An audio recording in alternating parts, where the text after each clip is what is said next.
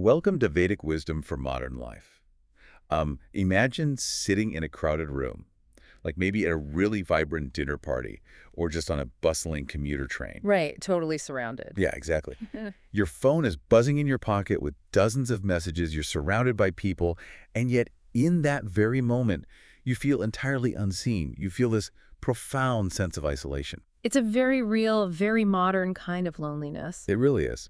So today we were taking a deep dive into a topic that touches absolutely every single one of us, what Vedic wisdom teaches about healthy relationships. And that paradox you just mentioned of being hyper-connected but deeply isolated, it's really the defining emotional crisis of our time. Yeah. We've built these incredible technologies to transmit words and images, but the underlying spiritual mechanics of how we actually connect soul to soul well, they've been largely forgotten. Yeah, we almost treat relationships like disposable commodities now, or just quick fixes for our own internal unrest. Exactly. We use them to soothe ourselves.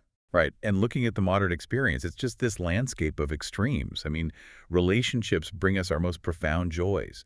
A single loving look from a partner can completely heal a terrible day. Oh, absolutely. But then a cold shoulder or an unreturned text from that same person can just send your nervous system into a total tailspin for a week. It really can. We are operating in this environment of immense speed and just constant emotional noise. So the foundation of how we relate to one another has become incredibly fragile. We tend to build our connections on passing moods, on sudden physical attraction, or, perhaps most dangerously, on our own emotional deficits. And building a relationship on an emotional deficit means you're constantly asking the other person to fill a void that they didn't even create. Wow, yeah, that is a heavy burden to place on someone. It is. But the Vedic tradition offers a radical departure from this. It teaches that a healthy, enduring relationship, it just cannot be built on the shifting sands of human mood. It has to be built on Dharma. Right, Dharma. Yeah, and we can understand Dharma in this context as duty, underlying truth, and right action. And honestly, it requires an immense amount of self-discipline. The sages understood that a relationship is not merely some social contract for mutual convenience or just a mechanism to make you feel good every day. It's so much deeper than that. It really is. It's a sacred field. It's a highly specialized environment designed specifically to force your own spiritual growth and refine your consciousness. I love that framing. But before we can even begin to build on Dharma, we really have to confront the cracks in our current foundation. Right.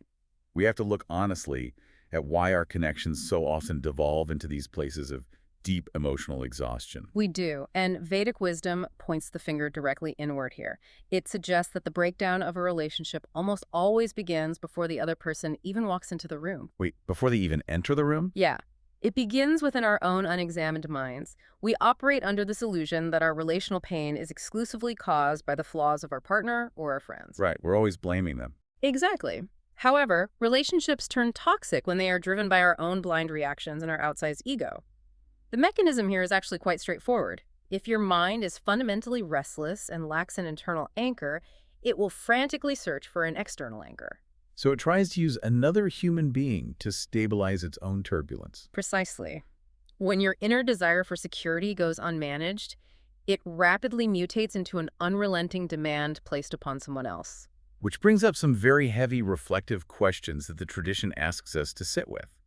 Like, am I loving this person or am I just clinging to them? That is the core question. Right. Am I actually caring for their well-being or am I just trying to control their behavior so I don't have to feel anxious? We often expect someone else to provide a sense of peace that we just haven't taken the time to cultivate in our own solitary lives. And it requires a devastating amount of humility to pause and recognize that dynamic. To look at your dearest connections and admit that you are bringing the heavy luggage of your unhealed psychological patterns into the shared space. Yeah, all that baggage. Right. You aren't just reacting to what your partner said over breakfast. You are reacting to decades of accumulated fears, perceived rejections, and wounded pride. I like to think about entering a relationship like pouring fresh water into a glass. Let's say that water is your pure intention, your genuine love. But the glass represents your inner life, your current state of consciousness. That's a great analogy. Thanks. So if that glass is already half full of muddy water, like your unresolved fear of abandonment, your deep-seated need to always be right, your wounded pride, well, it doesn't matter how pure the love is that you pour in, the mud immediately clouds the fresh water. It just pollutes it instantly. Exactly. The suffering in the relationship isn't always about the other person pouring poorly. A vast majority of the time, the conflict is just the muddy, unhealed patterns you brought to the table, swirling around and obscuring the love. And clearing that mud, well, that is the primary work of the spiritual path. Because when we fail to clear it, we fall into a deeply painful trap. We start to mistake the turbulence of that muddy water for passion. Oh, wow. Mistaking the turbulence for passion. That is so common. It is. We confuse our desperate need to control the environment with care. And this leads to one of the most vital distinctions in Vedic teachings, which is the absolute necessity of separating true love from emotional dependence. Separating true love from emotional dependence. I mean, that feels like untangling a massive knot, especially since modern culture often romanticizes dependence. We are fed these narratives that say, I can't live without you, and we're told that's the highest expression of romance. Right, when in reality, it's essentially a statement of hostage-taking. Hostage-taking, wow. The contrast drawn by Vedic teachings is incredibly sharp and practical here. True love gives strength. It operates with a sense of spaciousness, it is steady, and most importantly, it honors the sovereignty and dignity of the other person's soul. And emotional dependence does the exact opposite, I imagine. Exactly. It drains strength from both people. It is inherently anxious and gripping. Dependence uses the other person as an emotional life raft because the dependent individual has no internal buoyancy. Right, so if I am constantly hovering over a partner, worrying about their every move and calling it affection, I am likely just terrified of losing my security blanket. I'm treating them like a resource rather than a person. Yes, because the underlying mechanism of dependence is fear. The dependent mind is always scanning the horizon for a threat. It trembles even in moments of profound closeness because it cannot rest. It's always waiting for the other person to pull away or fail. That sounds exhausting. It is. The nervous system is essentially exhausted by the constant monitoring required to keep the external source of security locked down. Love, when it's purified by spiritual wisdom, is calm. It does not possess because it recognizes that you simply cannot own another soul. Okay, let me play devil's advocate and push back on this concept of detachment for a second, because it often sounds incredibly austere to people. Isn't needing someone an inescapable part of human intimacy? How do you love a person deeply, share a life with them, build a family with them, without making them a central source of your peace? That's a really fair question. Like, if we eliminate all need, do we just become indifferent roommates? And that confusion right there is perhaps the biggest barrier people face when encountering spiritual teachings on detachment. Vedic wisdom does not advocate for coldness, isolation, or robotic indifference at all. Okay, so it's not about being cold. No, not at all. It does not ask you to stop enjoying the warmth of human companionship. What it does is purify the closeness. It teaches you how to love profoundly without losing your own spiritual center of gravity. I see. So you keep your center. Right. When you make another human being your sole source of peace, you hand them an impossible burden. You are asking a fallible, changing human to play the role of the unchanging divine. Wow, yeah, that is an impossible burden. It truly is. True intimacy is two whole people sharing their completeness. It is not two fractured halves desperately trying to fuse together to escape their own brokenness. Understanding that we shouldn't use others as emotional life rafts really forces us to look at our actual behavior. If we strip away the clinging and the demanding, what actually replaces it? The sages pointed out that a nourished, stable connection rests on two non-negotiable pillars. Yes, respect and restraint. Exactly. Let's unpack respect first. We often view respect as just having good manners or, not interrupting someone when they speak. Right, but politeness is just a social convention. Respect is a spiritual orientation.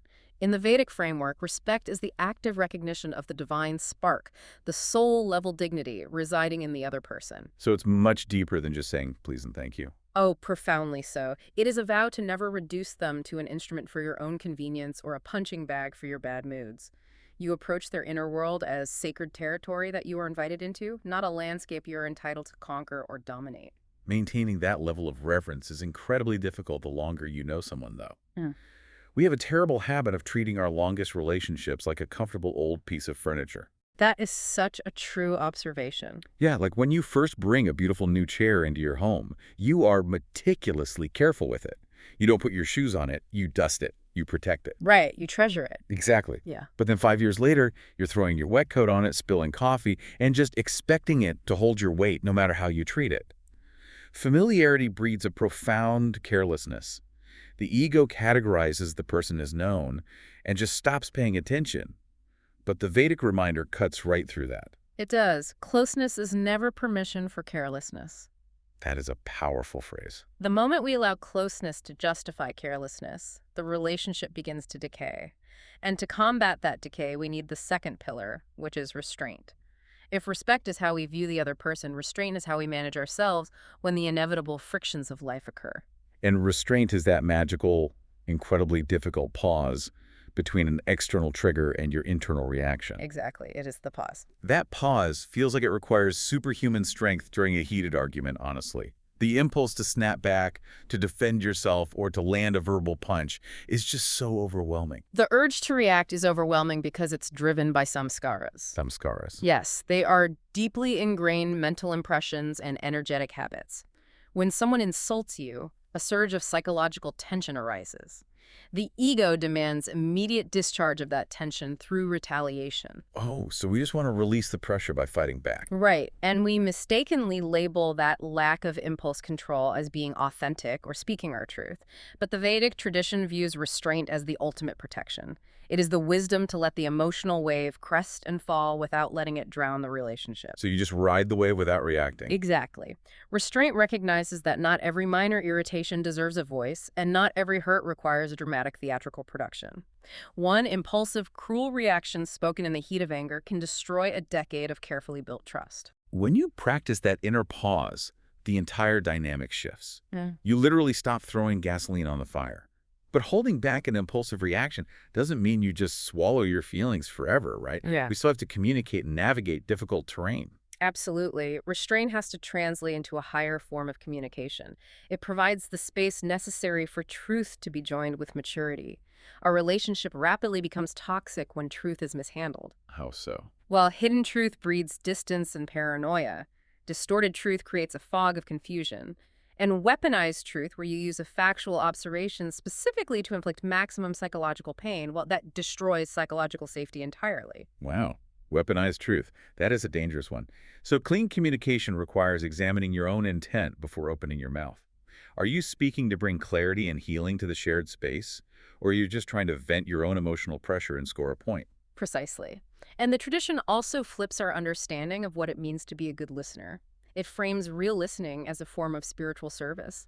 That is a staggering concept. Listening as service means you actively put down your internal defenses. You stop formulating your brilliant rebuttal while the other person is still talking. Right, you just be present. Yeah, you offer the quiet, spacious gift of simply letting their reality be spoken and witnessed without immediate judgment. And true listening naturally gives rise to compassion. You begin to hear the fear underneath their anger. You see their conditioning and their humanity. This softens your harsh judgments. That sounds beautiful.